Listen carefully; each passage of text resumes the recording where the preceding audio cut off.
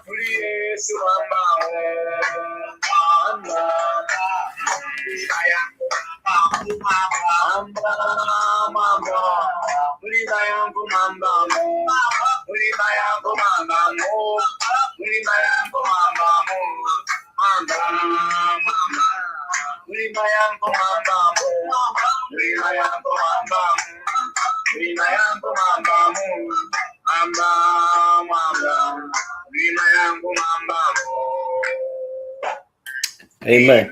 Amen.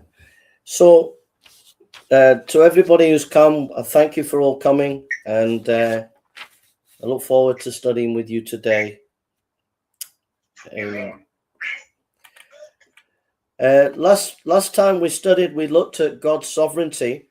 Whenever we're studying about the Bible, we must always start with God first, and we started with God, and now we're going to look at what God says about man.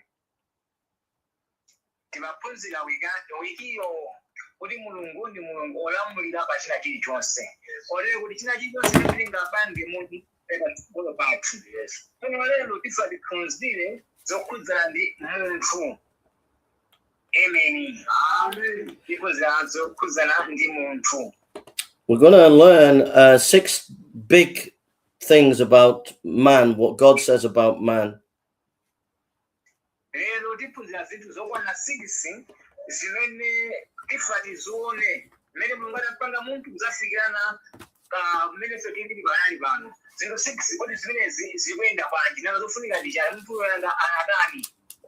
If you was going to be a nuclear scientist and you never studied about nuclear science, and someone gave you a job to run a nuclear power station, and then they asked you, what do you know about nuclear power? And you say, I don't know anything. They would just sack you. You know, if you're going to be a nuclear scientist, you need to study hard about nuclear science.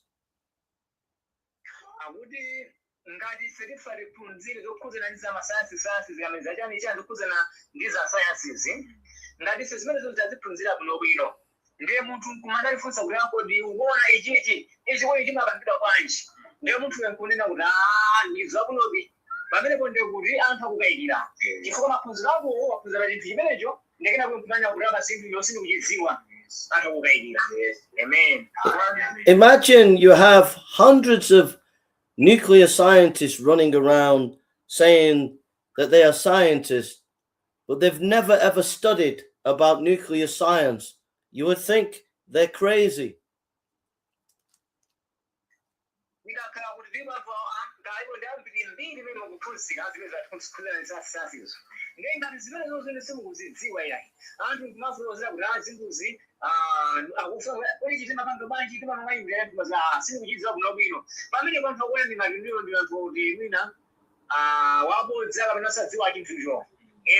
And any company that would give these scientists a job who have never studied about nuclear science, but they were given a job by companies, even the companies would be crazy.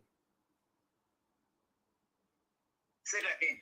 If there were companies, businesses that gave these scientists jobs, but these scientists have never studied nuclear science, those companies, those businesses would be crazy too. Makampaniso ngati anthu aja alemba ntchito amadziwa kuti ntchito imene ndikuwalemba anthu ndi ichi. Koma ngati akampani akulemba munthu ntchito yosempha limene anaphunzira mucha, ndikuti kampaniso yo kupanga zinthu zozindikirisa zopano. Yes. We as pastors and preachers and servants of the Lord, our job is more important than being a nuclear scientist. Ifeyo masibusa asitumika Mulungu tili ngatinso awukhawakemerwa pamalo ya sansaya kuti timachita zinthu zimene ife tikuzidziwa. So how much more should we be studying God's word to make sure that we are good ministers of the gospel? Ife timaina kuti tizidziwa kukhala pafupifupi ndi mawu Mulungu chifukwa Mulungu ndimene amatizindikirisa kuti ife tidziwe kuti muno za Mulunguzo. So like nuclear scientists who has not studied nuclear science, we have hundreds of pastors, thousands of pastors running around who have never really studied the word of God, and they are a danger. Ngati sangaphunzisire ntchito yako pamene sangadziwe kuti ntchito yako kumayiphunzira kunaka kumayiphunzira ntchito imene aphunzira ija ngati sangayigwiritse ntchito iwowo akhala ngati achiwonongeko zili chimodzimodzinso ngati asitumikira Mulungufe komanso kutumikira Mulungu wina aliyense ngati sangakhale bize kuwerenga mawu a Mulungu mpaka pakasale Bible nthawi zonse ngati sangaphunzire mawu a Mulungu pafupifupi kulalikira kwawo kukhala kuwanamiza wanthu anthu oteka pa chiopsezo. Some of you have walked far to be here today. Some of you are dealing with hardship, but just remember that the work that you're doing, studying God's word, is so important to your ministry and important to the people of God.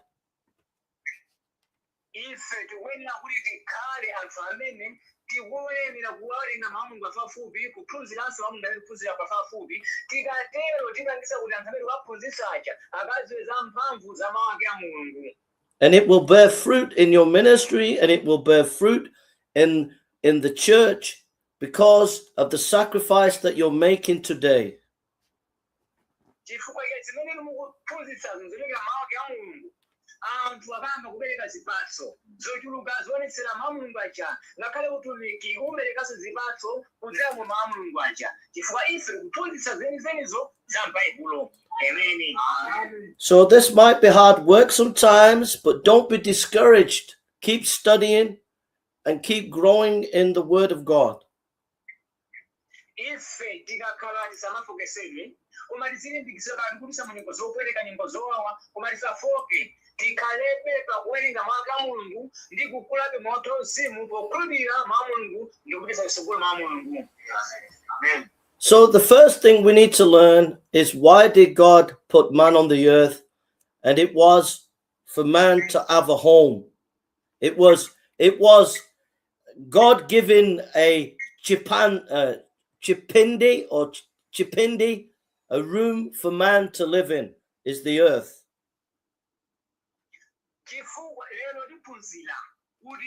Chifukwa cha Mulungu anampanga munthu kumuyika pa dziko lapansi pano. Mulungu yonse anampasa munthu kuti akakhale mukachipinda chake. Amen. Amen. If someone read Genesis chapter 1 verse 26. Genesis 1 verse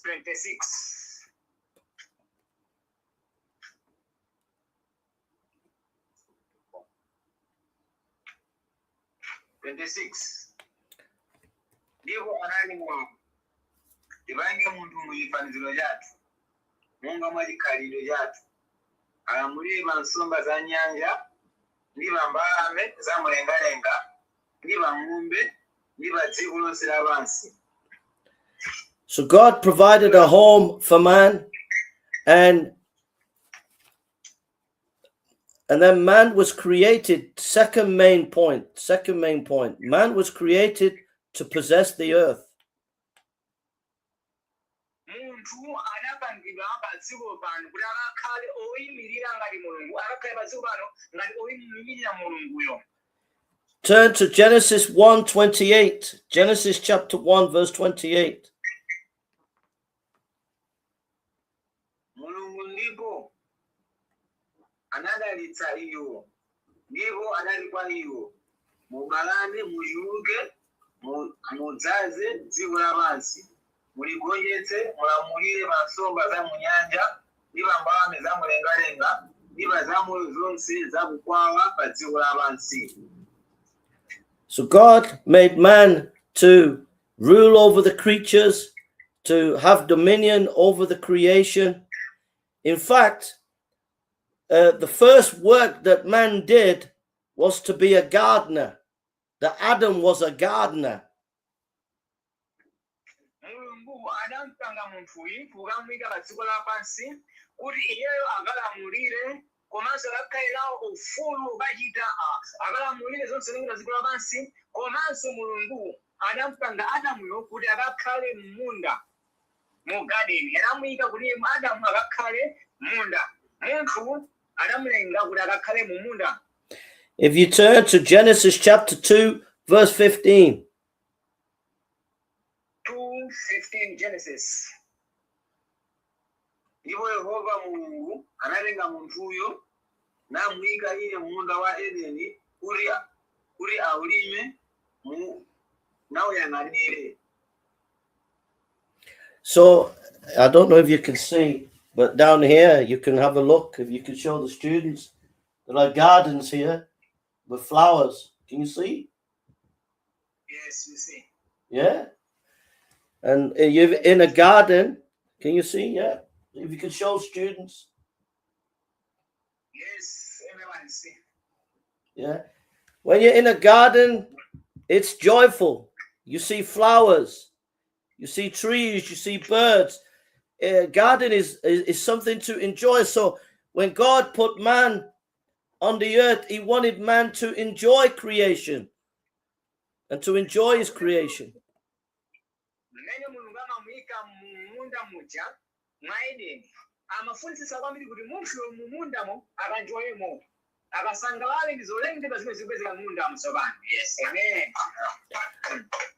However, point number three in our study and the notes, if you go on YouTube, you can get the notes in the Malawi language if you go on YouTube, you know. But point number 3, man was created also on earth to serve and enjoy God.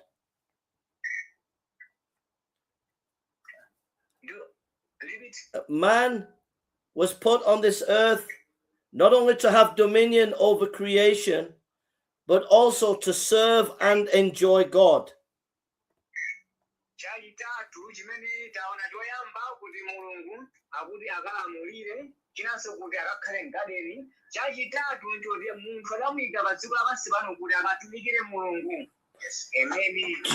Genesis chapter 1 verse 27. Genesis chapter 1 verse 27. Mulungu ndipo analenga munthu muchifanizo chake, muchifanizo cha Mulungu anamulenga iye, analenga iwo mwamuna ndi mkazi. So man was different than the animals. He was special. He was created in the image of God. That image is to have love and to grow in love and to love God. So man was made in the image of God, and he was higher and different than the animals.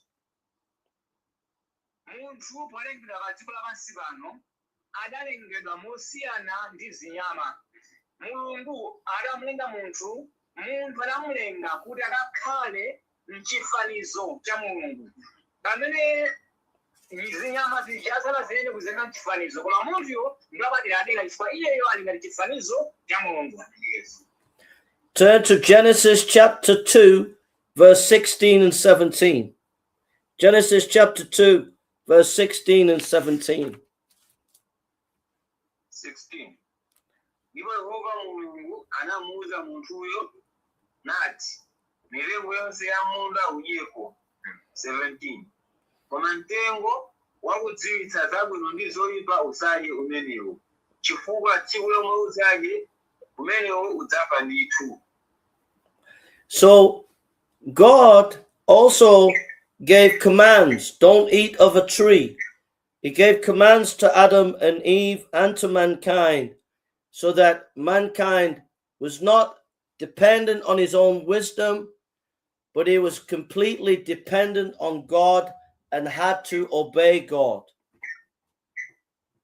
Mulungu munthu ja Adamu ndi Hawa adawapatsa ulamuliro kapena kuti malamulo kuti mudye izi musadye. Nge munthu alibe ulamuliro pa iye yekha kupanga zinthu zosemphana ndi zimene Mulungu anamupangira.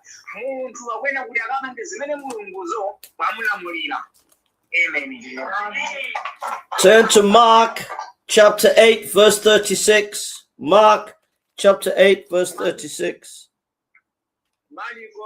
Chapter 8 verse 36. Mark 8:36. 8:36. Yeah.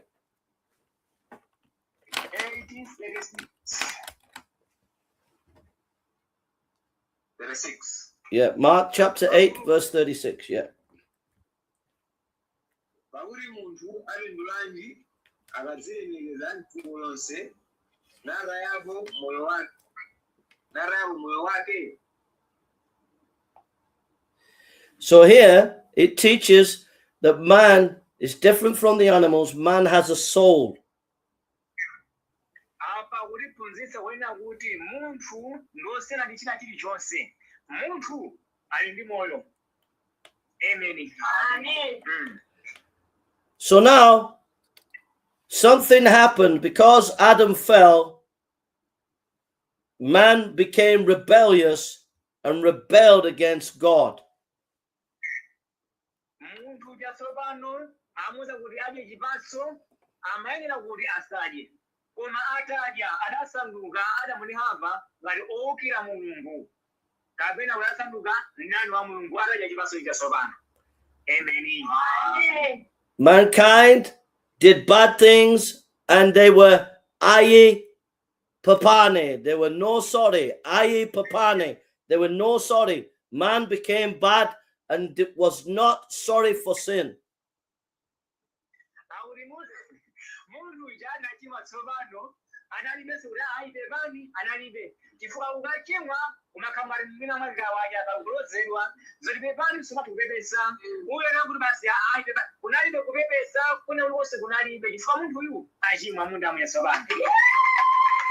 They did not zik God. They did not zik God for things.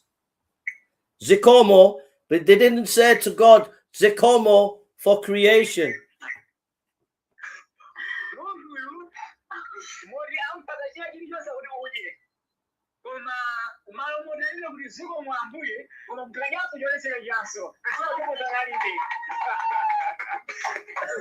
Man, the beautiful world that God created, mankind became corrupt and became like kuti, like toilet. They became like kuti, toilet. They became bad, corrupt, smelly, evil. Mankind became corrupt.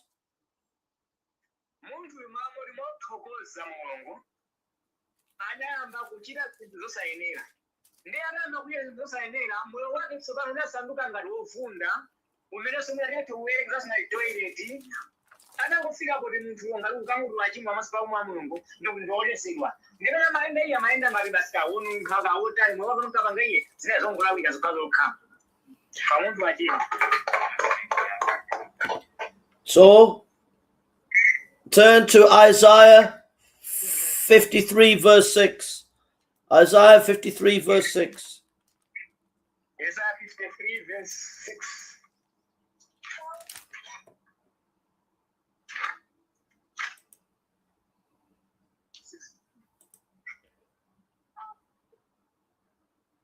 Verse. Don't say tasulira ngati nkhosa. tonse tayenda yense njira ya mwini yekha ndipo Yehova anayika pa iye mphulupulu pa ife tonse. So mankind became lost like a lost sheep, and Munthu anafika tsopano kuti asokera ngati nkhosa. and then man began to worship the creature, worship animals, worship the trees, and became even more corrupt.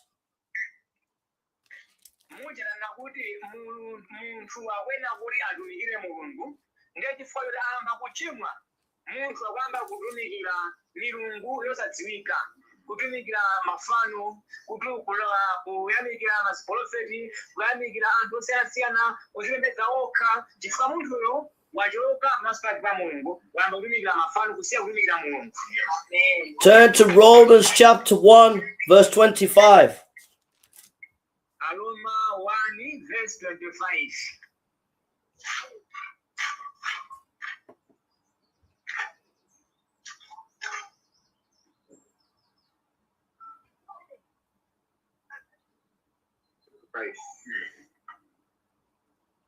Ameneyo anasandutsa choonadi cha Mulungu chabodza, natumikira cholengedwa ndi kusiya wolengayo, ndiye wolemekezeka nthawi yosatha. Amen. Amen. So that passage teaches that man began to worship creation rather than the creator. Akuti pamene pa munthu tsopano chifukwa wachimwa akwamba kupembedza anthu, kupembedza situmiki ena, kupembedza mafano kuposa munthu amene anamulenga ndiye Mulunguyo. Amen. Now turn with me to 2 Corinthians chapter 5, verse 20. 2 Corinthians 5 verse 20. 2 Corinthians 5 verse 20.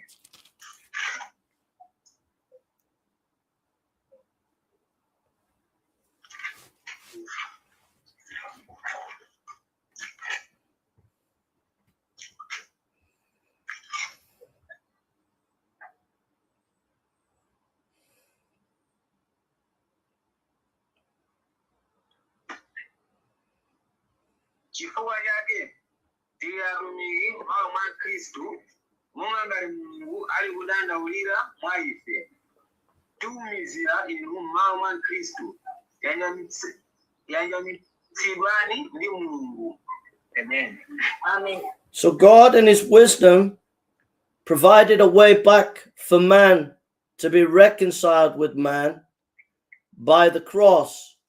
So when Christ died on that cross and took the punishment for our sin, that was God reconciling man back to himself. Ababa wana kuti mmene Yesu Khristu uja amapachikidwa pa mtanda, kuuka, kupanga zimbizi, ndi mwazi wake umafunisisa kwambiri kuti ife tikayanjanitsidwe ndi Khristu pamodzi ndi Mulungu. Amen. Amen. So there was a pastor on a plane, and a Muslim sat next to him on the plane. Kunali mbusa wina amene anali mu ndege, ngeno analandikana ndi munthu wina amene anali Msilamu. And the Muslim asked him, "What do you do for work?" And the pastor said, "I am a minister of reconciliation." Akuti mbusayi amalandikira mkati mwa ndegemo, nge Msilamu amafunsa funso, kodi iwe ukuchita chani? Nde mtumiki amanena kuti ine ndikulalikira uthenga woti wina aliyense ayanjanitsidwe ndi Mulungu. And the Muslim said, "What is that?" And the pastor said, "It means that you can know God as your friend." And the Muslim says, "You know God as your friend?" The pastor said, "Yes." Akuti Msilamu anafunsa funso, wati kulalikira zimenezi chifukwa chani? adaba ndikukuzindikiritsani wolalirayo ndikukuzindikiritsani za chikondi chake cha Mulungu kapena ngati ndikukuzindikiritsani Mulungu ngati bwenzi lanu kapena ngati shamwali wanu ndi kumananso kuti Mulunguyo ngati otikonda ndi akafuza iweyo kuti umakonda Mulungu ndi uyo wayagamba inde ine ndimakonda mbiri Mulungu. Amen. And then the pastor went and told him how Jesus died on the cross for him, took the punishment for his sin, and that if he repented and believed on Jesus, he too could know God and have his sins forgiven and know God as his friend.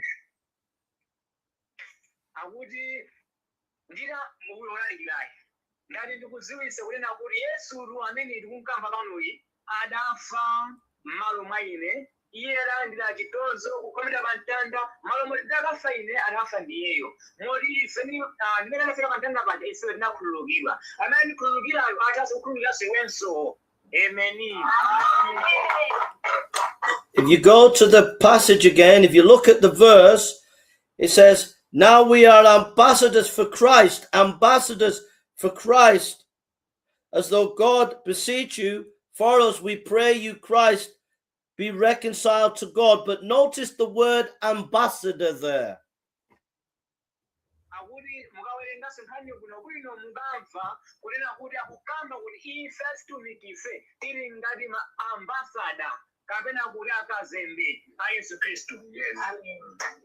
So, what is the name of the brother who is doing the reading? The name of the brother doing the reading? No. Nomba. No. No. No. Nomba. Yeah. Now, Nomba is told by the president of Malawi, you are one of our ambassadors. Go and speak to the UK Prime Minister and tell him we need money for our hospitals. And Nomba, as the ambassador, goes to the UK and says he wants money, that the president of Malawi has told the Prime Minister of UK that Mamba should have the money. Mamba needs the money. So he didn't do what the Malawi president said and asked for money for the hospitals of Malawi.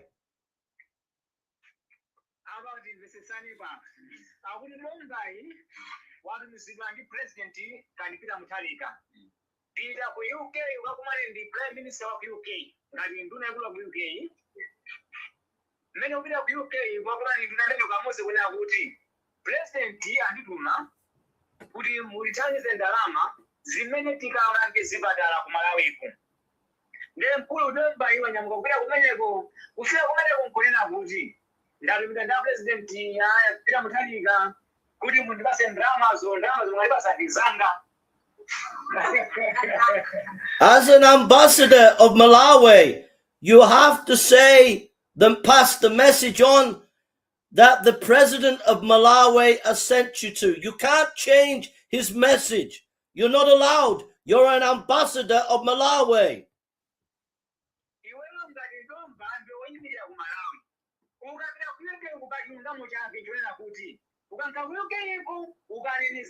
President akutuma chifukwa iwe ukayimirira president yo ndiye usaponyese mawu ena aliwonse kusemphanitsa ngati president ena kuti utenge ndalama zipite kuchipatala ukanene zimene kuti ndalama zo tikazije kuchipatala usaponyese chifukwa iwe kuyimirira wanthu. Amen. If you are a pastor or a servant of God, you are an ambassador of God, and you are not allowed to change the message. You cannot change the message of salvation. That is a message that you must pass on, that Christ died for us and people need to repent and believe. And you're an ambassador of that message. You're an ambassador of the kingdom of God. You're an ambassador of God, and you are not allowed to change that message. chimodzimodzi ngati ife mazitumiki, ife mazibusa, ife amene tili mkati motumikira. Sitikuyenera kusemphanitsa mawu ena aliwonse. Ngati Mulungu ayankhula kuti auze adzachite chigololo, auze anthu mawu amenewo, chifukwa iwe kunena zimene Mulungu akutumazo. Usasemphanitse mawu ena aliwonse, chifukwa ife ndife ambasada, ndife akazembe ake a Mulungu, oyimirira Mulunguyo kunena zimene Mulungu ali nazo, ife tikauze anthu. Amen. So you're on motorbikes and you drive far, far to many villages, and you come to a village full of Muslims, and the Muslim let you come to the village and preach to them. And because you don't want to upset them, you don't preach about Jesus. You say, oh, Muhammad is good, Allah is good. You now are not an ambassador. You now have become a follower of Satan. When you go to that village, you preach the message of salvation because you are an ambassador of God. You are an ambassador of Jesus. You can't change the message. You must tell the Muslims about Jesus.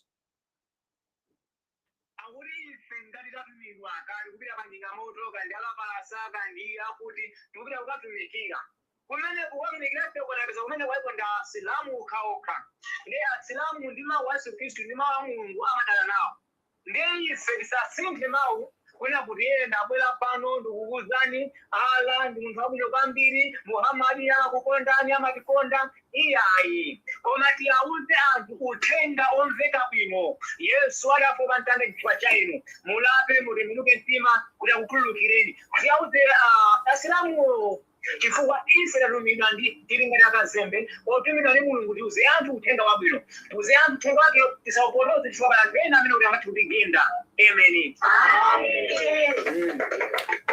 Or when you're preaching in church and many people are flocking to these health and wealth preachers that preach, come to Jesus for money, come to Jesus for miracles, and they're all flocking to these pastors, and you're preaching about Jesus, and then your people say, oh, our pastor's boring.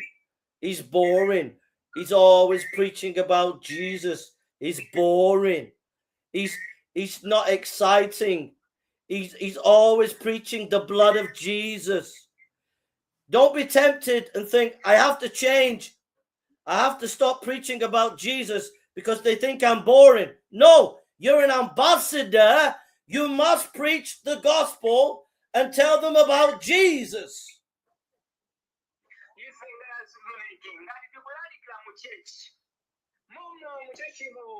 Situkulalikamu kuti ayi muchiritsidwa, situkulalikamu kuti ayi mupeza chuma, mupeza mabanja, mulemera, mupeza mabizinesi, zimenezo sitikulalikira. Ife tikulalika uthenga wabwino kuti Yesu Khristu adafa, adauka, lapani, tembenukani mitima. Ndi anthu mkati mwa uchimo ngati adzinena kuti koma apandetu kuboyika bwanji. Chinengacho kokhawo lapani. Ne ulinamba kuti mulemera mburai, kuti mukana mboyo kokhawo. Zikuboako basi. Akuti ngati anthu kadzina zimenezo koma iwe lalikira uthenga kuti lapani Yesu akubwera yapo lapani Yesu adafa chifukwa cha inu. Chifukwa ife ndife akazembe kuti tinene uthenga umenewo wapindusewo. Amen. If someone read 2 Corinthians chapter 5 verse 18. 2 Corinthians chapter 5 verse 18. Verse 18. Verse 18. Koma zinthu zonse zichokera kwa Mulungu amene anatiyanjanitsa kwa yekha mwa Khristu natipatsa ululu wa chiyanjanitso. Amen. As a pastor and a servant of God, you have been given a ministry of reconciliation. Mankind needs to get right with God. That's the greatest need of man. And you have been given the job of sharing the blood of Jesus, and that is your ministry of reconciliation. You are not there to make people laugh. You are not there to even meet everybody's need. Your main job as a pastor is to help people to see they need Jesus Christ to get right with God. ife ngati azibusa udindo wathu kwambiri ngoti tilalikire uthenga wa chiyanjanitso cha ife ndi Mulungu. Tikafika ntchito chikali kulalika pena paliponse tisasangalatse anthu ndi mawu kapena anthu akationa kuti tilalikire anthu amene ndawaonawa ndi kuti amenewa ndiye uthenga kuti wasangalale tilakwitsa. Koma ife tilalikire zokhazo zoti Yesu anafa chifukwa cha ife, ndi mwazi wake tapulumutsidwa, ndi mwazi wake tichiritsidwa, ndi milungu yatichiritsidwa. Zimenezo ndi uthenga wabwinowo. Koma anthu tabwera padziko pano kuti tikasangalatse ndi uthenga. Koma uthenga ukhale kuti umene kuchokera m'Baibulo ukhale weniweni kuti Yesu adafa chifukwa cha ife. Ife tikufuna kuti tilape tembenuke mtima chipulumutso chikutsogolo kwathu. Amen. Amen. The Jehovah's Witnesses, these cults, the Jehovah's Witness, the Mormons, the Muslims, and even Westerners who want to poison the Malawi mindset with gay rights, all of these people will come and give the Malawi people money and things they need and want. And you'll be discouraged because you'll think, I've got to change the message because my people are not interested in Jesus. They're running after the Jehovah's Witnesses. They're running after the Muslims. They're running after these Western people who are promoting the gay rights. So I need to change. You don't need to change. You have to keep preaching Jesus Christ because you're an ambassador and you have a ministry of reconciliation. And if people don't know Jesus, they will go to hell.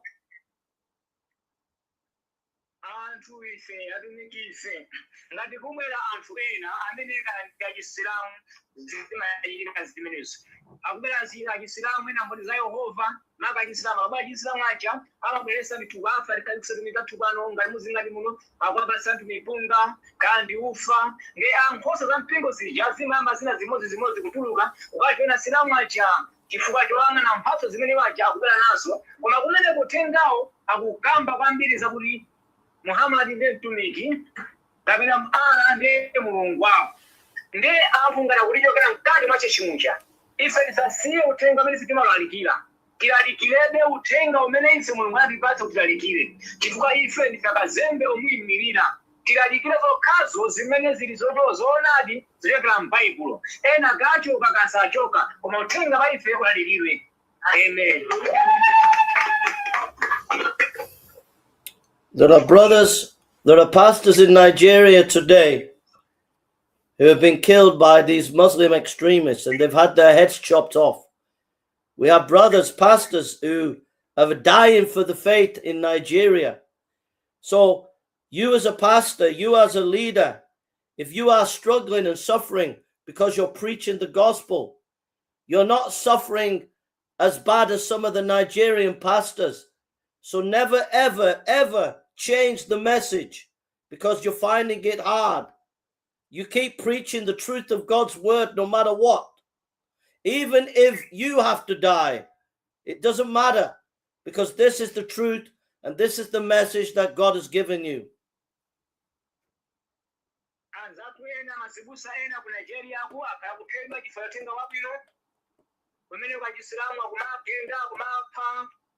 Ifenso kuno ku Malawi ngati kutumikira Mulungu ifika nthawi ina ngati kali zonalizo azayamba kutiyankhula, azayamba kutigenda, azayamba kutisala. Koma chifukwa ife ndife ambassador a Mulungu tisasiye kulalika uthenga kwabwino chifukwa uthenga umenewu ndi umene uli wa chipulumutso tsogolo limene likupita. Amen. We have a king in the UK and we have a prime minister in the UK. But every one of you pastors, every one of you servants are more important. Your job as a preacher of God's word is far more important than King Charles, far more important than our prime minister. It's the greatest work a man could ever be given, to preach the unsearchable riches and beauty of our Lord Jesus Christ.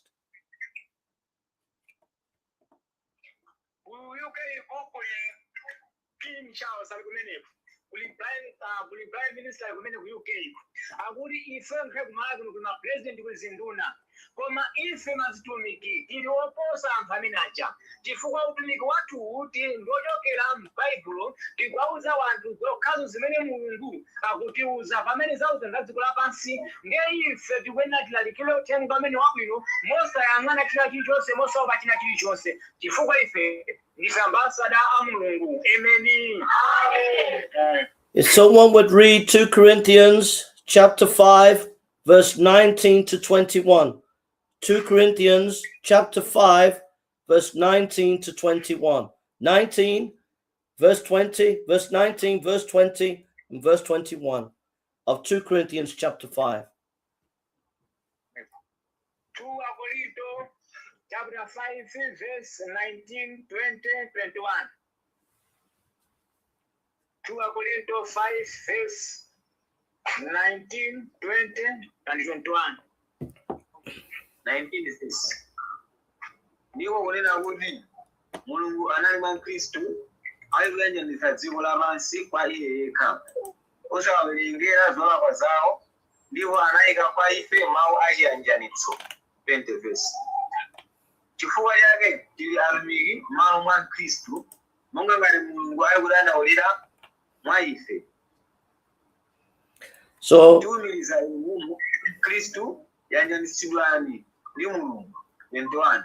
Ameneyo sanadziwa uchimo anamuyesera uchimo m'malo mwathu kuti ife tikale chilungamo cha Mulungu mwa iye. Amen. Amen. Amen. Jesus was perfect. He had no sin. But when he died on that cross, he died as a robber, as a thief, as a murderer. He died for murderers, robbers, thieves. He died for everyone who'd done bad things, but he had done no bad. He was perfect. And your job is to preach that he has died for them, for the people, and that they need to repent and believe upon Jesus Christ. Yesu Kristu abakwesa kuna kuti iyeyo adafa ngati mbala, adafa ngati wakuba, adafa ngati munthu yondi munthu wochimwisisa kwambiri. Koma Yesu sanachimwepo. Koma iyeyo anthu adamupa imfa yowawa kwambiri. Kotero kuti ife tikamalikira tilalikire za Yesu Kristu amene kuti adafa chifukwa cha ife, adafa chifukwa cha inu, adafa chifukwa chawo. Anthu adziwe za Yesu Kristu isasinthe mawuwa otsatira ndi wina aliyense chifukwa ife tikuyimirira Mulunguyo olalikira mawu ake oyera. Amen. But those who are not under the blood of Jesus Christ, God is angry with them. Ife tikakhala kuti anthu tikauza kuti sitili mu mwazi wa Yesu Kristu, Mulungu kumwambako amakhala wokwiya nafe kwambiri. Those who have not believed on Jesus Christ today, even this hour, whoever they be, are under the wrath of God. Wina aliyense amene sakhulupirira za Yesu Kristu, ngakhale mmene tikuphunzitsa Mulungu ngati alipo wina tokhulupirira za Yesu Kristu, ameneyo ndithu ali pa mkwiyo wa Mulungu kwambiri. Romans chapter 1 verse 18 to prove what I'm saying. Romans 1 chapter 1 verse 18. Ati kuti izi zitsimikizike kuti munthu unaziona kuti Mulungu ndi wamkwiyodi, Aroma 1 verse 18. 18 verse. Pakuti mkwiyo wa Mulungu olekera kumwamba kuonekera pa chisalimbedzo chonse ndiyo chosalungama cha anthu amene akanikiza pansi choonadi chosalungama chawo. So the wrath of God is revealed against all unrighteousness even today. God's wrath abides on any sinner that will not repent and believe on the Lord. Mkwiyo wa Mulungu ulipo mpaka pano kwa anthu okhawo amene sakhulupirira Mulungu, kwa anthu okhawo amene ali wochimwa. Mkwiyo wa Mulungu ulipo ndithu, koma mkwiyo wa Mulungu ni mkwiyo wa chilungamo. Amen. Mkwiyo wa chilungamo. So God is patient and kind and he doesn't want men and women to go to hell, so he is patient and giving them time to repent. So Jesus has not come back yet because God is giving people time to repent. Mulungu wathu ni Mulungu wabwino kwambiri. Mkwiyo ulipo ndithu. Koma Mulungu wathu ni Mulungu wabwino. Iye safuna kuti munthu akaonongeke kuchahena. Chifukwa mpaka aupereka kwa anthu kuti alape. Ndipo nthawiyo mpaka pano ilipo anthu auzidwe kuti alape. Ngati mphiyo ngabwere chifukwa Amen. 2 Peter chapter 3 verse 9. 2 Peter chapter 3 verse 9. 2 Petro 3 verse 9.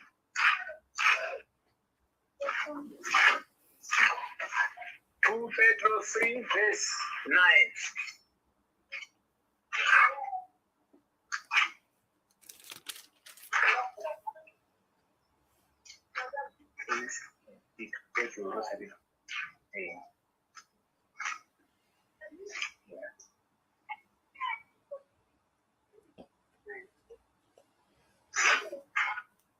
Nine verse. Ambuye sazengereza nawo lonjezano. Monga ena ayesa chizengerezo. Komatu aliza mtima kwa inu osafuna kuti ena aonongeke. Koma kuti onse afike kukulapa. So God is patient and waiting for men and women and boys and girls to repent. And that is God's mercy to people. He's waiting for them. But one day he'll come back and that'll be it. They'll go to hell if they don't believe. Mulungu wathu ngabwino kwambiri ndoleza. Iye akufunisisa kwambiri kuti anthu afike ndithu pakulapa. Akuti sazengereza nalo lonjezano lake lija yani. Koma zoti yabwera lonjezano limene lilipo ndithu. Koma apa kupeka mpata kuti anthu alape. Chizakha chodandaulitsa kwambiri anthu kupita kuchahena chifukwa nthawi yayipereka. Amen. Amen. But for us who are saved, why is God keeping us here on earth? There are some reasons why he's keeping us here who are saved. Number one, that we may know God more and more. John 17:3, that we may know God more. John 17:3.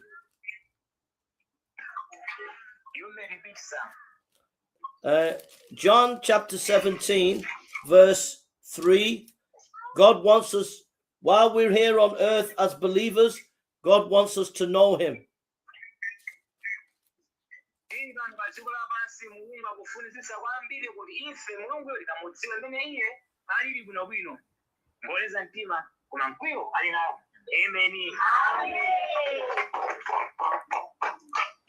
So John chapter 17 verse 3, if someone could read it, please. John 17 verse 3. Please. Koma mweusa kandi kuri akadziwe muona yekha ni Yesu Kristu amene muna mtuma. Amen. Yes. We're to grow more and more knowing God as believers every day. If you would turn to Romans chapter 12, verse 1 and 2. Romans chapter 12, verse 1 and 2. Roma chapter 12,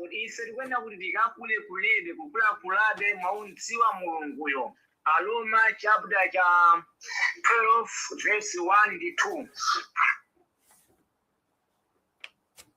Chifukwa yake ndikupemphani inu abale mazifundo za Mulungu kuti mupereke mapepe a nsembe ya moyo yopatulika yokondweretsa Mulungu ndiko kupembedza kwanu koyenera. 2 verse.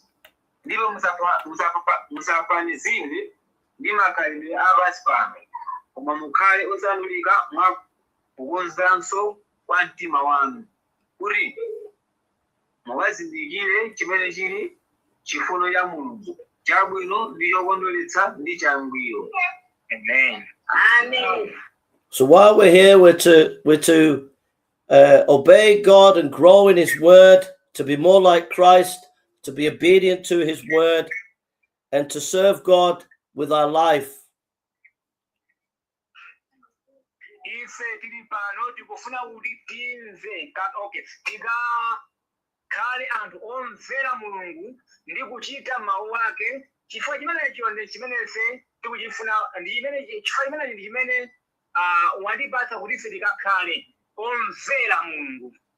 Amen. So it's no good saying you believe in Jesus and you're at church, you're dancing at church and singing at church, and then you, as a wife, you come home and then you're shouting at your husband, you're shouting at the children. So you're praising Jesus on Sunday, but when you go home, you're like a demon as a wife, shouting at everybody, moaning at everybody. No, you should, when you're praising God on Sunday, when you're at home, you should be walking with God and being kind to your husband and kind to your children.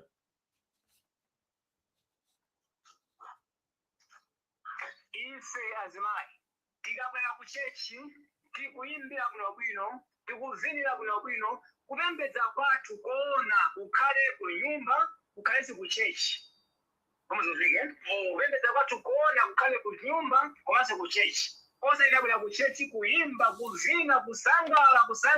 Koma kupita ku nyumba, mamuna kusowa mtendere. Kupita ku nyumba, ana kusowa mtendere. Kupembedza kumeneko ayi. Kupembedza kuona kukhale ku chechi, kukhale ku nyumba, kandi baana, bamunanu, kupembedza kuona. Amen. Or as a husband, or as a pastor, you say, you're singing, you're dancing, you're praising God on Sunday. But then on Monday you say, wife, I'm going to Miska.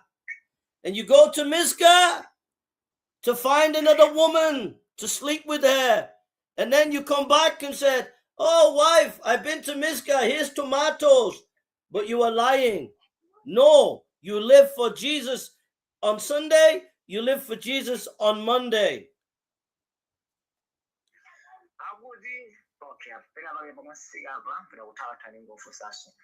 May you repeat?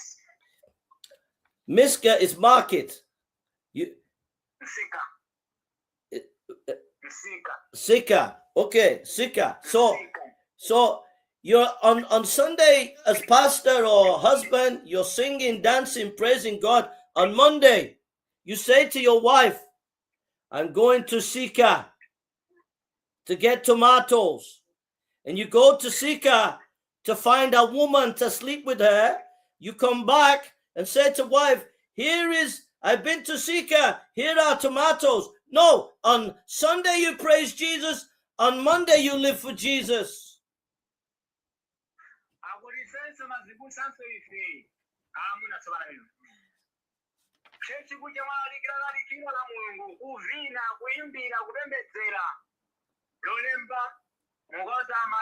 Madamu, yubira kusika, ndikagula tomato kumeneko.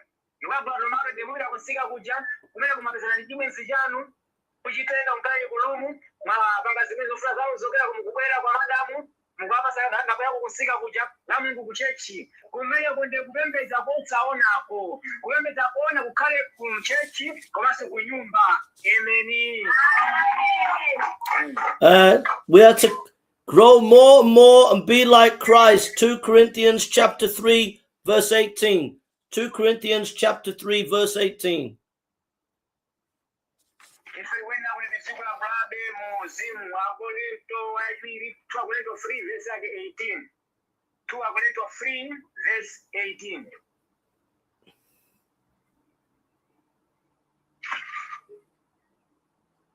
Koma ife tonse ndi nkhope yosaphimbika popenyerera monga mwa kalilole ulemerero wa Ambuye. Tisandulika mchithunzithunzi chomwechi kuyolera ku ulemerero kunka ku ulemerero monga ngati kuyolera mwa Ambuye mzimu. We are being changed from glory to glory. We should be growing more and more like Christ every day.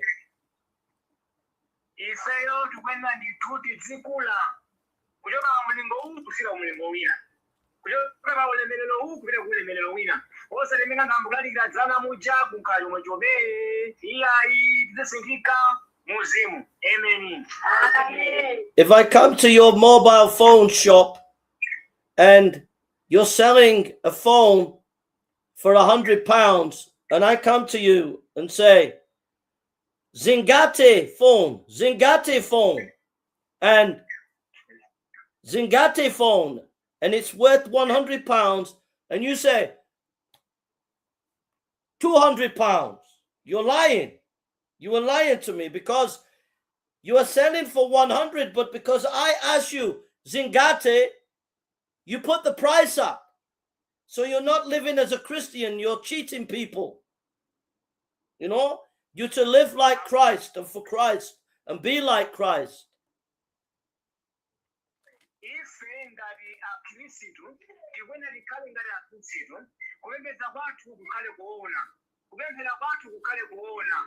Ani email yenye kufotokoza ndikati ndabwera mu shop yanu imene mumakwesa mafoni ngeno akugamba mitengo yawo foni mukugulisa £100 yawawo akungumala isazo kuti foni ndi £100 ndiye wafika munthu abasi ngufuna foni ndakufuna kuti ndizingati foni yo munthu afoni yo kuyankha kuti afoni ndi £200 malo mafoni ndi £100 salo zibize nangati munthu ukhale oona ngati ndiwe Khristu ufanenso ngati Khristu chifukwa kwamba tapeza kuona kuti ife ndi chifaniziro cha Khristu chifaniziro cha Mulungu ndiye ngati tikugulisa malondawo ngati ndi £100 akayi £100 koma chifukwa ndabwera ndine ndiye ndikugulisa £200 ndine ndiye ndibodzalo.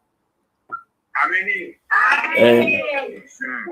So the other thing that we are to do is to build the kingdom of God. Mark chapter 16 verse 15. Mark chapter 16 verse 15. Ise tifuna ndituti kulitse utumika kwa Mulungu, tibitse pamwamba utumika kwa Mulungu. Marko 16 verse ya 15.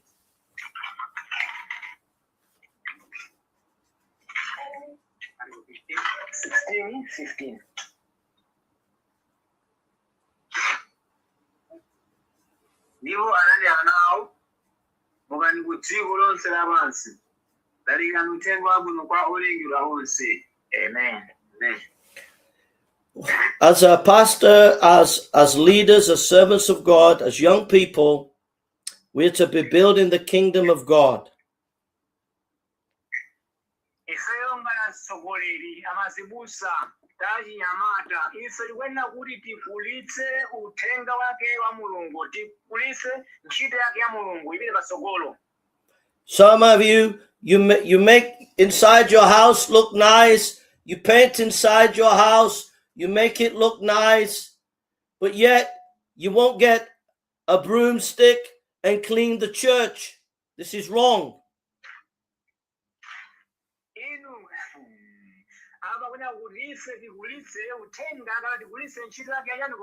Ya Mulungu akuti nyumba mwanu mumaziramo bwino kuzirazira kandi kuplasita kandi flowika flow kuzira muzirazira koma kuchechiyo osazira chechiyo oneka soneka bwino iya itiyambe tipangika zake za Mulungu.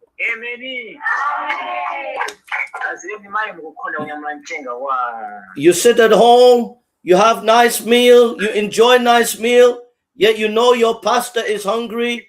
You are putting yourself first and not the kingdom of God.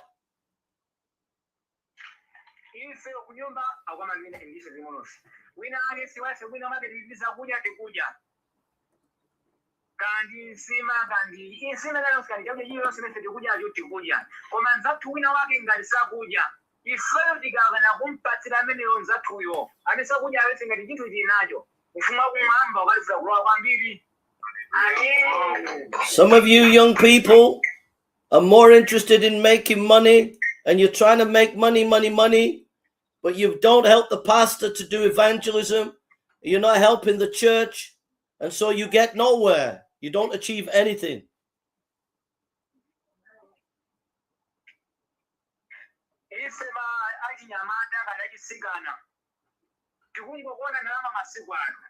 mazibusa athu mwene modi athandizire kuti kandama kena kake anyamuka apita akatumikire vina kwake silifuna kumene kufa kuti zingupeza ndalama zikali zathu zimene zonso zilifunanso mfumu wakumwambawu tiyambe tipitise ntchito ya Mulungu patsogolo. Amen. And some of you are elders and leaders in the church, and you should be there at the prayer meeting helping the pastor. You should be there at the meeting helping the pastor. But you always tell the pastor, I can't, I'm working, I have to work. And so you're more interested in working rather than the kingdom of God. If you put the kingdom of God first, maybe more blessing would come into your life.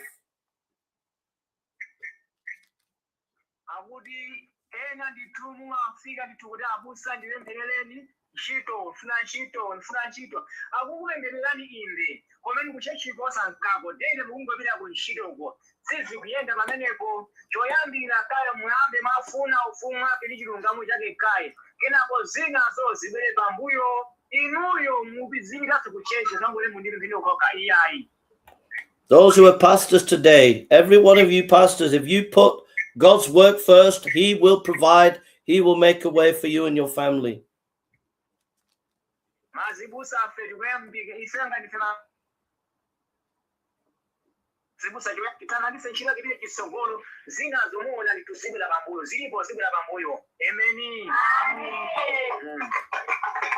And then finally, if someone would read 1 Corinthians chapter 6, verse 20.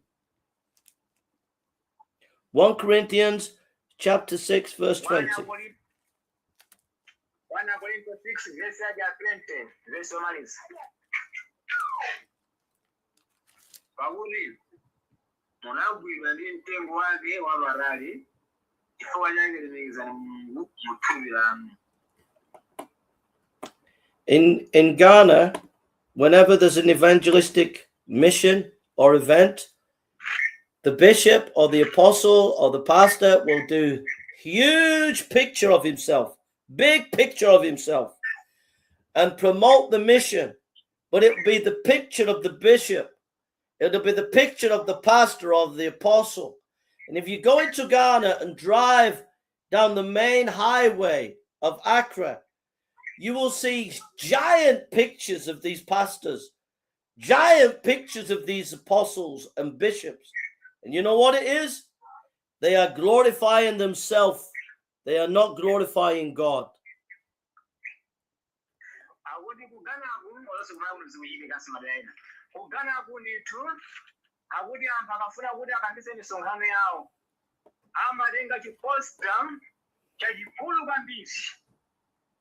Musayo kumika pachiposta apo then kuchipachika mphepete mwa sewu anthu akaona tili kumatemwaye kuja ni bishop afuna alike kwakuti kuja ni apostle afuna alike pakuti pakuti zimeneko kumakhala kungozikweza mwayiwe wekha pamene Mulungu sali pamenepo Mulungu akafuna kukugwisa ntchito sana chipostacho yayi. Amen. One of the greatest preachers in the UK was a man called George Whitefield.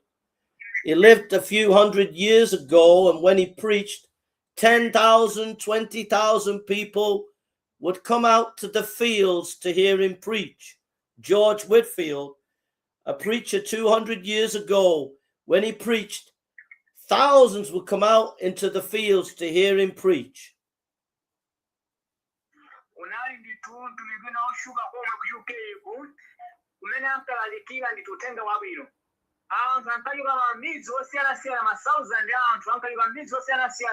Kupita kukamva utenga wabwino osatengaso bya kukoma aposta yayi anthu amabwera chifukwa cha utenga amene mukulalikirawo. Amen. And this is what he said.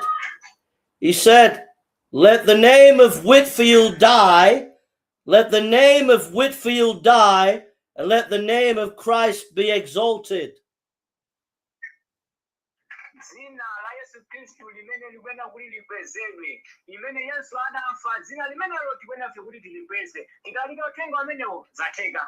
Let your name die. Let your ministry name die. Let the name of Christ be exalted. Let him be glorified. kaya inu utumiki wanu ufa, inu kamufika kumwalira, koma mulalikire uthenga wa Yesu Kristu, mukweze zina la Yesu Kristu, pamene mundeba chilungamo cho basi. Hallelujah. Everybody wants a title. You meet a 5-year-old kid in Nigeria, and the 5-year-old kid calls himself Reverend Apostle. Everybody wants to be an apostle. Everybody wants to be a bishop.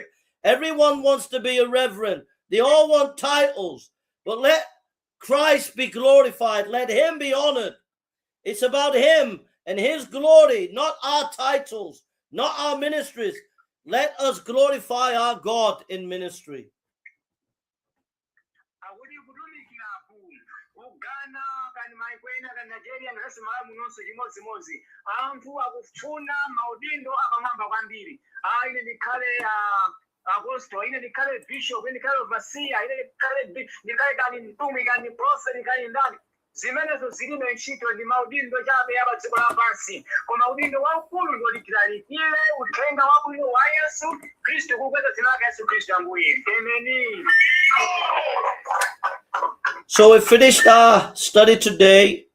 So we're going to stop, and I'd like Pastor Charles to just come offline and just talk to the pastors and students and just discuss with them what relevance, what they have learned today. How will it help them to be better pastors or better leaders? Discuss with them for 5 minutes.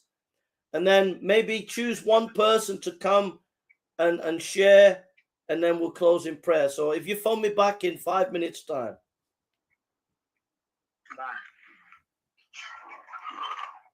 Is that okay? Yes, okay. All right. I'll ring you back in 5 minutes. 5 minutes.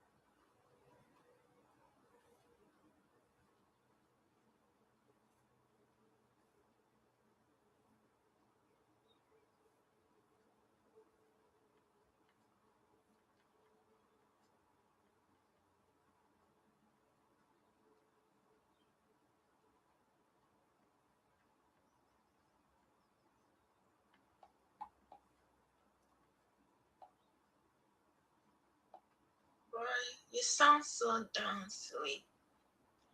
Don't worry about the views. A lot of, people don't get views nowadays. Even the big ministry, some of them get 2 likes and 3 views.